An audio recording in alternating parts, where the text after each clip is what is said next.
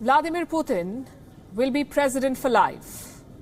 Prime Minister Modi of India was the first foreign leader to have called Putin to congratulate him. What for? Russia has passed a referendum that gives Putin another 12 years as president. His current term ends in 2024. Add 12 years to that, and we have Putin as Russia's leader till 2036. 36 years, the longest serving leader of Russia, longer than Stalin, who ruled for 29 years.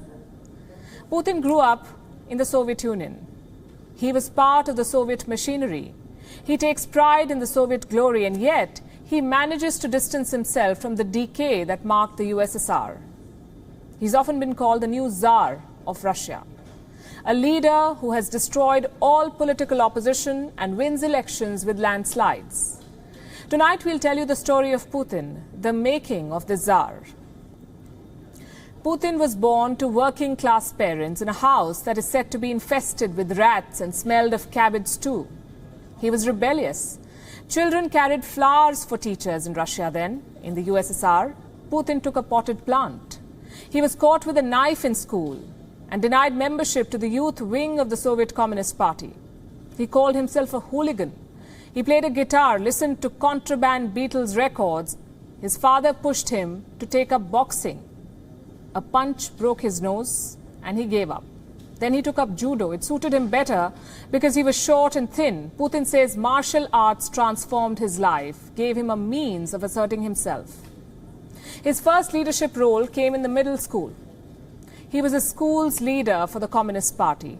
His dream was to become a Soviet secret agent, a dream that he could never fulfill, even though he joined the KGB in 1975. After the course, Putin was evaluated as quote-unquote mediocre, withdrawn and uncommunicative. He got one foreign posting in Dresden in East Germany. Heroism came after the fall of the Berlin Wall. There were protests. An angry mob surrounded the KGB office. They had one guard and 4 officers. Lieutenant Colonel Putin was the senior most. He called Moscow, but he got no help. So Putin wore his uniform, he stepped out at midnight and he bluffed. He told the protesters his guards had weapons and they would shoot. The crowd dispersed. In March 1989, the Soviet Union had its first election. Putin's introduction to politics was through his former law professor, Anatoly Sobchak. It was thanks to him that Putin landed on the right side of the collapse of the Soviet Union. He rose through the ranks. He went on to become the right-hand man of President Boris Yeltsin. December 14, 1999, Yeltsin held a secret meeting with Putin. He was stepping down, he said, and he wanted Putin to take over. Putin is said to have described presidency then as a quote-unquote difficult destiny, but he took it. And for 16 days, Putin kept the news to himself. On December 30th, 1999, Yeltsin shared the news in a televised address, and Putin's wife learned about it only when people called to congratulate. He did not tell his own wife that he was going to be president of Russia. Putin mastered the use of media to his advantage. As a young member of the mayor's team in St. Petersburg, he commissioned a television documentary to introduce himself to Russia, a documentary hosted by the top television face of the time. He did not expunge his KGB past. He only distanced himself from their crimes. He said his experience in dealing with foreign forces would come in handy to lead a new Russia.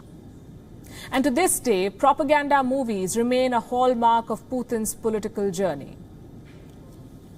His initial years in power saw the economy steadying in Russia. He was seen as a reformer, cutting taxes, expanding property rights, but soon he unleashed a new kind of authoritarianism. He used national security as an excuse to tighten his grip on power. 2 terms as president from 2000 to 2008. Then 1 term as prime minister till 2012, because the constitution did not allow him more than 2 terms. In 2012, when his trusted deputy stepped aside, Putin took the presidential office again, this time for 2 6-year terms. And now he'll rule practically as long as he wants to. He's already 67 years old, with another 16 years secured. Vladimir Putin took an unexpected path to power in Russia, brutally crushing revolts and silencing critics to keep the crown of his country.